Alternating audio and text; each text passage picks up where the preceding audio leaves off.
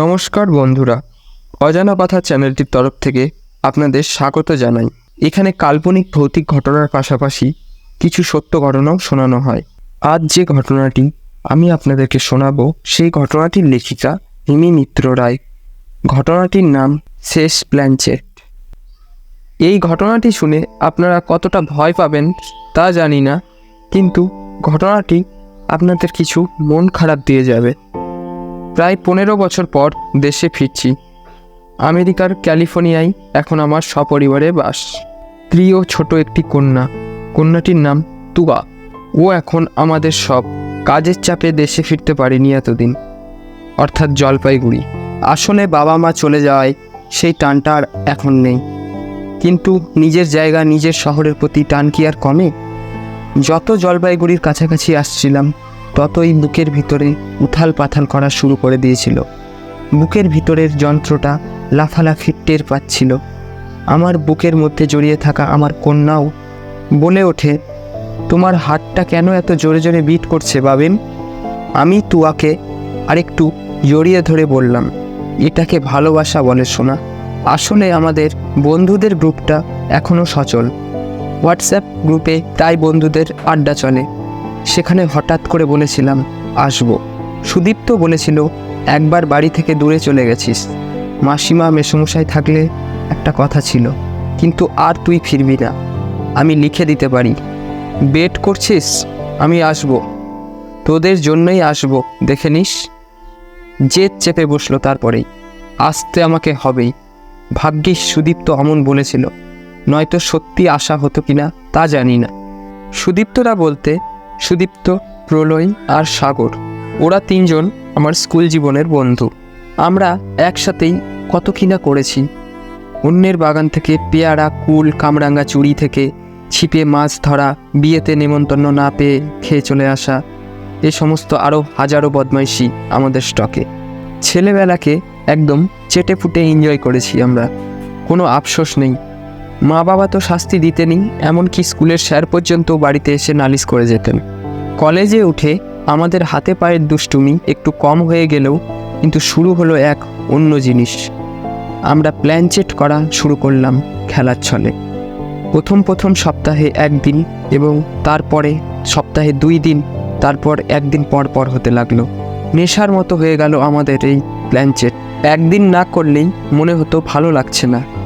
Planchette তো নয়, ঠাট্টা আর কি হতো সেই সব রাত্রিগুলোতে। সাগরের চিলে কোঠায় ঘরে আমরা এই আসর বসাতাম।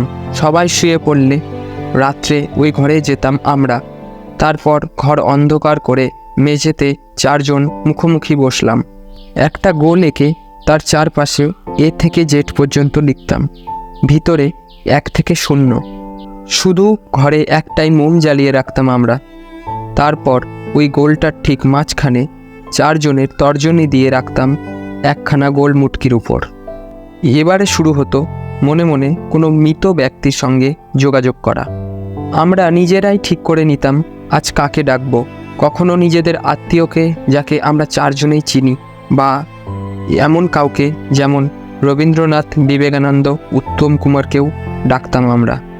আত্মা নেমে এলে আমরা একে অপরের কাছে ভীতি প্রদর্শন করতাম বটে, কারণ মুটকিটা ঘুরতে শুরু করলে অক্ষরগুলোর নিজে নিজেই নাম লিখত।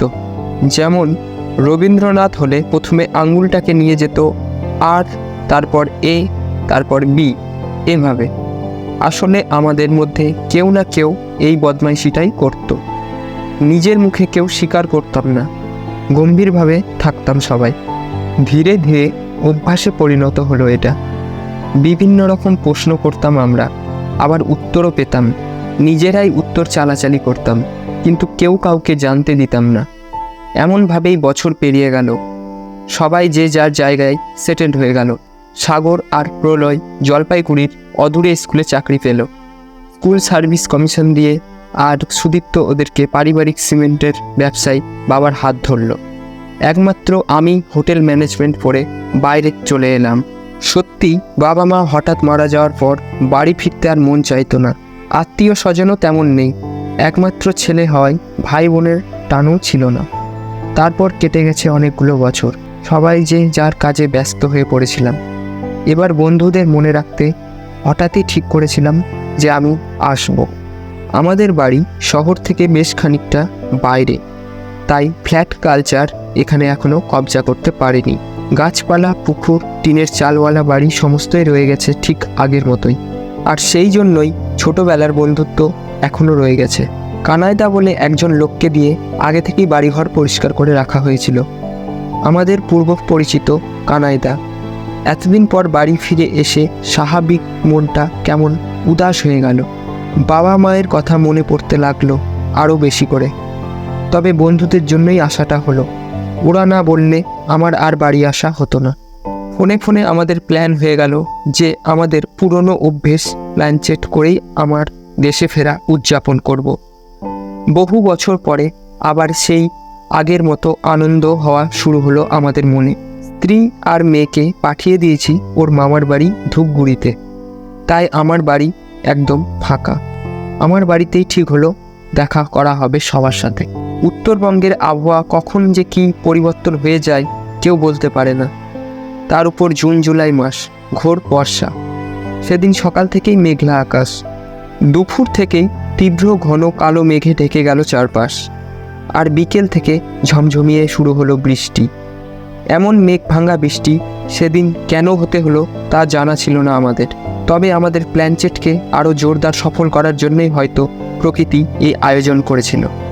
এদিকে আমার বাড়িতে পিকনিকের সব জোগাড় হয়ে গেছে। ওরা এলে একসাথে খাওয়া দাওয়া করব, গল্প গুজব করব, তারপর রাতের দিকে প্ল্যানচেটে বসবো এমনটাই ঠিক হলো। কষিয়ে কষিয়ে মাংস রান্না করে রেখেছিলাম কানাইদার বউকে দিয়ে। মহিলাটি খুব ভালো রান্না করেন, সঙ্গে ডাল, বেগুনি আর মাছের কালিয়া। বিদেশ থেকে ফিরে নিজের জায়গায় রান্নাগুলো যেন অমৃত মনে হচ্ছে। আমার মাও খুব ভালো রান্না করতেন। মায়ের কথা চিন্তা করেই মনটা কেমন হয়ে গিয়েছিল। চুপচাপ বসেছিলাম কিছুক্ষণ। তারপরেই প্রথমে সাগর এলো।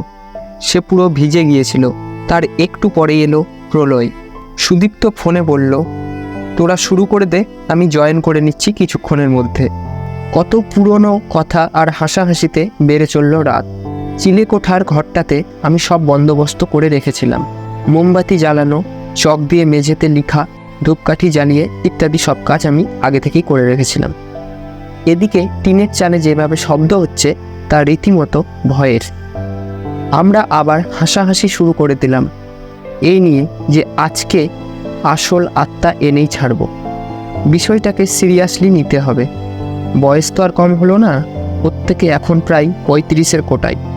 সুদীপ্তর অপেক্ষা না থেকে আমরা উত্তেজিত হয়ে ঘর অন্ধকার করে দিয়ে শুরু করে দিলাম আয়োজন। মোমের শিখার ক্রমাগত আস্ফালন বলে দিচ্ছে বাইরে কী হারে দুর্যোগ চলছে। একটা কান ফাটা আওয়াজ করে সামনে কোথাও পাঁচ পড়ল। মোমবাতির শিখাটা হাজার চেষ্টা করেও আর জ্বালিয়ে রাখা গেল না। এদিক ওদিক করতে করতে দপ করে নিভে গেল ওটা। বিদ্যুতের হালকা আলোর ঝলকানিতে সবাই অন্ধকারেই মুখ চাওয়াচাই করছি বোঝা যাচ্ছে। মোক্ষম সময় সুদীপ্ত এসে চুপচাপ করে আমাদের পাশে বসল। আমরা মোবাইলের হালকা আলো জ্বালিয়ে মুটকিটার মধ্যে হাত দিয়ে শুরু করে দিলাম প্ল্যানচেট।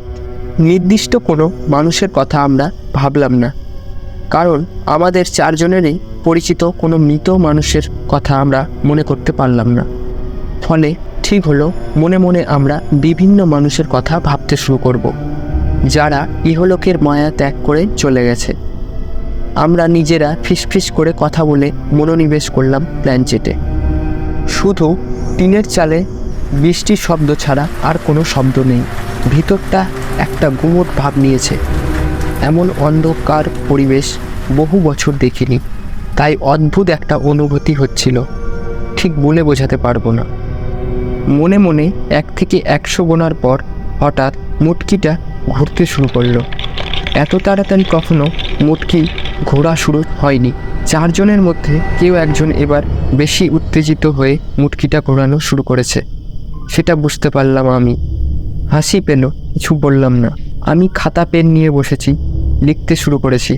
অন্ধকারে যদিও খাতায় ভালো করে দেখতে পাচ্ছি না। প্রলয় রেডি করা প্রশ্নপত্র থেকে জিজ্ঞেস করতে লাগলো, কোথায় থাকতে, কী করে মৃত্যু হয়েছে, কতদিন আগে মারা গেছো, বাড়িতে কে কে আছে, কী করতে, এইসব। যেভাবে যেভাবে মুটকিটা ইংরেজি অক্ষরে অক্ষরে যাচ্ছে আমি সেইভাবেই লিখছিলাম। অদ্ভুতভাবে মুটকিটা খুব তাড়াতাড়ি ঘুরছে, পাল্লা দেওয়া মুশকিল হয়ে যাচ্ছে। মুটকিটির সঙ্গে জোরে জোরে ঘর ঘর শব্দ হচ্ছে নিস্তব্ধ ঘরটায়, যেন প্রশ্নগুলো আগে থেকেই জানা। আমরা প্রত্যেকেই ভাবছি আমরা আগেও এভাবে প্ল্যানচেট করেছি, এত দ্রুত গতিতে মুটকি ঘোরেনি কখনো। এবার কে এভাবে ঘোরাচ্ছে? চারজনেরই কেউ হবে। এত তাড়াতাড়ি হচ্ছে যে হঠাৎ কেমন অস্বস্তি হওয়া শুরু হলো। বীভৎস জোরে আবার একটা বাজ পড়ল সামনে কোথাও। মুটকি থেকে হাত সরিয়ে ফেলে কানে আঙ্গুল দিলাম আমরা। মুটকিরও ঘোড়া থেমে গেল। লাইট জ্বালালাম আমি। মুটকিটা কে এত জোরে ঘোরাচ্ছিল জিজ্ঞেস করলাম। প্রত্যেকেরই বক্তব্য কেউ করেনি, কাউকে স্বীকার করানো গেল না। আর আমি তো ঘোরাইনি, খাতায় লিখছিলাম আমি। খাতাটা দেখা হলো এবার। কি নাম লিখেছে? ঠিক নামটা ছিল এমন, ATPUIDUS। বাকিরা আমায় বলল, কি সমস্ত উল্টাপাল্টা লিখেছিস, এটা কোনো নাম হলো? আরে কি মুশকিল, এটাই তো এলো। কি করে মৃত্যু হয়েছে? এবার লেখা আছে অ্যাক্সিডেন্ট। এটা তো ঠিক লিখেছিস, কিন্তু সুদীপ্ত কোথায় গেল? দরজা তো ভেতর থেকেই বন্ধ। তারপর প্রলয় বলে উঠল, আচ্ছা ও যখন এসেছিল তখন তো দরজা ভেতর থেকে বন্ধ ছিল, কেউ তো আমরা উঠে খুলেনি দরজা। মুখ চাওয়াচাই করলাম আমরা। বুকটা ছ্যাঁত করে উঠল, সিদ্ধারা কেঁপে উঠল যেন। খাতাটা ভালো করে দেখলাম, নামটা শুধুমাত্র উল্টে দিলেই দাঁড়ায় সুদীপ্ত। এবার আমরা সুদীপ্তকে ডাকতে শুরু করলাম। সুদীপ্ত, কোথায় তুই? মজা করছিস আমাদের সঙ্গে? এক্ষুনি বাইরে আয়, নয়তো তোকে ভিতরে বন্ধ করে আমরা বাইরে চলে যাব। দেখ তো খাটের তলাটাই ও আছে নাকি। প্রলয় উঠে গিয়ে দেখল খাটের তলায় কেউ নেই। হঠাৎ আমাদের সবাইকে অবাক করে দিয়ে মুটকিটা নিজে নিজেই ঘোরা শুরু করলো অ্যালফাবেটগুলোর দিকে। আমরা অবাক হয়ে চেয়ে রইলাম সেই দিকে। মুখ দিয়ে কোনো কথা বের হলো না। একে অপরের হাত খামচে ধরে ফেললাম। এ কী দৃশ্য দেখছি আমরা! নিজের চোখে বিশ্বাস করতে পারছি না। কষ্ট হচ্ছে। চোখ ডলে নিজেকে চিমটি কেটে দেখলাম স্বপ্ন দেখছি কিনা, কিন্তু প্রত্যেকেই একই স্বপ্ন দেখব কি করে? খুব ধীরে ধীরে মুটকিটা অক্ষরগুলোর কাছে ঘোরা শুরু করেছে আর থামছে, যার অর্থ দাঁড়ায় ডোন্ট টাচ মি। আমরা তখন নিজেদের মধ্যে নেই, আমাদের গলা শুকিয়ে কাঠ। বুকের ভিতরের যন্ত্রটার আওয়াজ নিজেরাই শুনতে পাচ্ছি। ধীরে ধীরে মুটকিটা স্থির হয়ে গেল আর আমাদের চমকে দিয়ে দরজাটা চোখের সামনেই হাট করে খুলে গেল।